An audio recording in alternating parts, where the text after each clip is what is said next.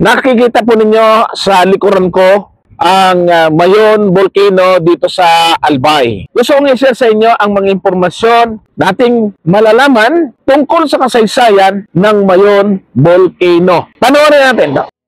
Ang pangalang Mayon ay hinango mula sa salitang Magayon na nangangahulugang maganda sa wikang Bicol. Kaugnay ito ng isang kwento tungkol kay Daragang Magayon, nang ibig sabihin magandang dalaga. Ito ay sa epikong kwento ng mga Bicolano. Ang Bulkang Mayon ay matatagpuan sa lalawigan ng Albay, sa rehiyon ng Bicol, sakop ng Luzon. Ito ay kilala na halos perpektong hugis at isa sa pinakaaktibong bulkan sa bansa. Bakit ito nagkaroon ng magandang hugis? Ayon sa pag-aaral, nagkaroon ng halos perpektong hugis kunong ang anyo ng Bulkang Mayon dahil sa paulit-ulit na pagsabog nito sa loob ng maraming mga taon. Ang simitikong hugis nito ay resulta ng mabagal, patuloy na pagdaloy ng lava na naglalagay ng mga patong-patong na materyales sa paligid ng bunganga ng bulkan. Sa tuwing sumasabog ang Mayon,